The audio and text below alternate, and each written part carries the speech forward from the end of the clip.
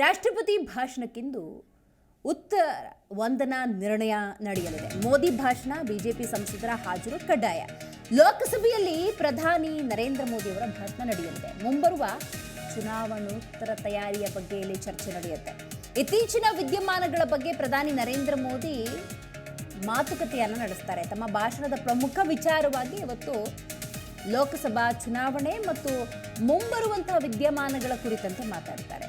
ಸದ್ಯ ಮೋದಿ ಯಾವ್ಯಾವ ಅಂಶಗಳ ಬಗ್ಗೆ ಮಾತನಾಡಲಿದ್ದಾರೆ ಅನ್ನುವಂತಹ ಕುರಿತು ಬಹಳ ಕುತೂಹಲ ಅಂತೂ ಖಂಡಿತವಾಗ್ಲೂ ಇದೆ. ರಾಷ್ಟ್ರಪತಿ ದ್ರೌಪದಿ ಮುರ್ಮು ಬುಧವಾರದ ಅಧಿವೇಶನದ ಆರಂಭದಲ್ಲಿ ಸಂಸತ್ತಿನ ಉಭಯ ಸದನಗಳ ಜಂಟಿ ಅಧಿವೇಶನವನ್ನು ಉದ್ದೇಶಿಸಿ ಭಾಷಣ ಮಾಡಿದ್ರು. ಈ ವೇಳೆ ಮೋದಿ ಸರ್ಕಾರದ 10 ವರ್ಷಗಳ ಸಾಧನೆಯನ್ನು ಅವರು ಶ್ಲಾಘಿಸಿದ್ದನ್ನು ನಾವು ನೆನಪಿಸಿಕೊಳ್ಳಬಹುದು. ಇದೀಗ ಪ್ರಧಾನಿ ನರೇಂದ್ರ ಮೋದಿ ರಾಷ್ಟ್ರಪತಿಗಳ ಭಾಷಣಕ್ಕೆ ಉತ್ತರವನ್ನು ಕೊಡಲಿದ್ದಾರೆ.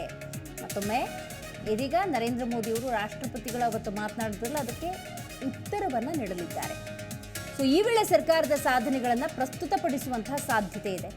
ಯಾವುದೇ ರಾಜ್ಯ ಅಂತ ತಗೊಂಡಾಗಲೂ ಕೂಡ ಕೇಂದ್ರ ಸರ್ಕಾರದ ಪಾತ್ರ ಏನು ಮಾಡಿದ್ದಾರೆ, ಜನಹಿತವನ್ನು ಹೇಗೆ ಕಾಯ್ದುಕೊಂಡಿದ್ದಾರೆ, ಕೊಟ್ಟಿರುವಂತಹ ಮಾತನ್ನು ಉಳಿಸ್ಕೊಂಡಿದ್ದಾರೆ, ಹೀಗೆ ಒಂದಷ್ಟು ಪ್ರಶ್ನೆಗಳು ಸಹಜವಾಗಿ ಉದ್ಭವವಾಗುತ್ತೆ. ಇದೆಲ್ಲದರ ನಡುವೆ ಮೊನ್ನೆ ಬುಧವಾರದ ಅಧಿವೇಶನದ ಆರಂಭದಲ್ಲೂ ಕೂಡ ಸಂಸತ್ತಿನ ಉಭಯ ಸದನಗಳ ಜಂಟಿ ಅಧಿವೇಶನವನ್ನು ಉದ್ದೇಶಿಸಿ ದ್ರೌಪದಿ ಮುರ್ಮು ರಾಷ್ಟ್ರಪತಿಗಳು ಈಗಾಗಲೇ ಮೋದಿ ಸರ್ಕಾರದ ಕೆಲವೊಂದು ಯೋಜನೆಗಳನ್ನು ಶ್ಲಾಘಿಸಿದ್ದಾರೆ. ಜೊತೆಗೆ ಒಂದಷ್ಟು ಪ್ರಶ್ನೆಗಳು, ಅದಕ್ಕೆ ಉತ್ತರದ ರೀತಿಯಲ್ಲಿ ಇವತ್ತು ನರೇಂದ್ರ ಮೋದಿಯವರು ಭಾಷಣವನ್ನು ಮಾಡಲಿದ್ದಾರೆ.